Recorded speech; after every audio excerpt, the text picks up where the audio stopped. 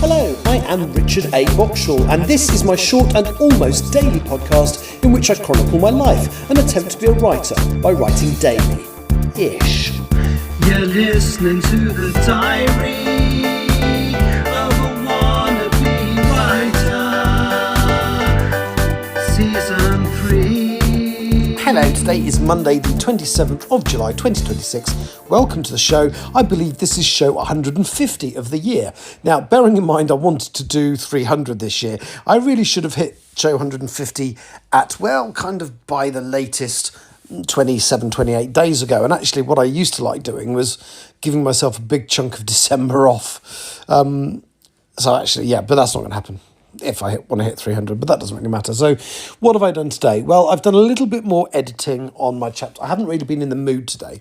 I didn't do a live stream, but I made myself do an hour sitting there going through the chapter, making some changes, but I did think my heart wasn't really in it, and I would question whether the decisions I made were great, but then it's not signed off yet, so it's not like I've ruined it, and I will continue to work on it over the next few days and see how it goes. The other thing I did was I did finally an episode of my music podcast, the unofficial British Artist Top 20. Now, there hasn't been a week where I haven't put a chart out there, but for the last 3 weeks, that's all I've done. So the show is normally the chart, some news, the chart, a kind of discussion of the chart about why it's going the way it is, then the news, then an album review. And I haven't done anything other than the chart for the last 3 weeks, so it's literally been less than 2 minutes, just because I feel if you're going to do a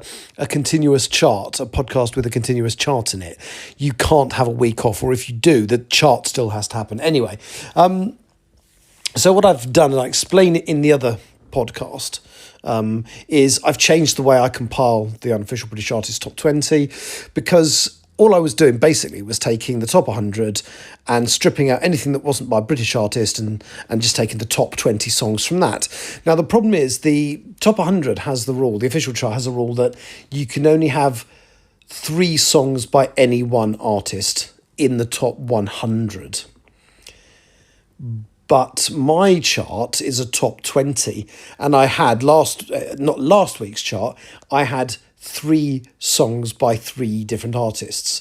So I had 3 by Olivia Dean, 4 if you included the collaboration with Sam Fender, 3 from Harry Styles, and 3 from Sienna Spiro. So I kind of thought, well, that's half the chart. That's literally, in fact, in that case, half the chart by those 3 artists.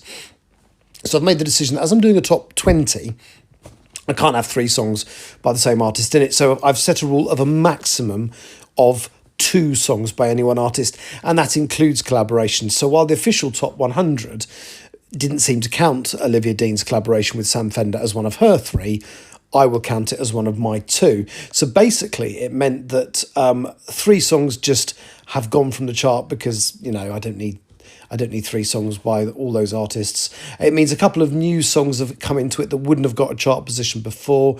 I was hoping all the football stuff would have dropped out the chart, so I'd have a very fresh feeling chart. So I had a total of 5 new entries or re-entries. I was kind of hoping to be more than that, so I did think all of the football-related stuff, including Wonderwall by Oasis, which is recharted because they're chanting on the terraces. I really thought that would go, and it didn't. And Hey Jude by the Beatles, which, of course, they're singing because one of our players is called Jude. That's still in there, but only just. I don't think it'll be in there next week, whereas Wonderwall maybe. But I was hoping all those would drop out, and I was also kind of expecting, not hoping this time, but expecting Total Eclipse of the Heart by Bonnie Tyler to go, because that entered the chart last week, because she died, and people went, oh, this is a great song, isn't it? Start listening to it again.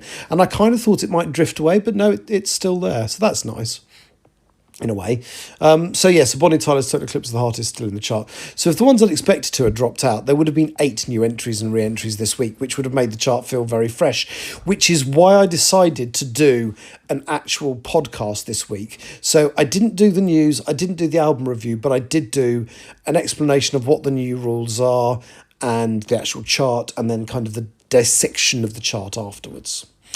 So that was good. I've done a bit more reading today, not as much as I hoped. I was hoping to finish Dune today, but looks like that wasn't to be. I have read a bit, but as I say, I've been struggling to concentrate because I've just been because I went to bed quite late last night because I did my I was in the cinema till I think 9:45, and then I got home and did so I was home by 10 o'clock and then did an hour and a bit live stream for the writing.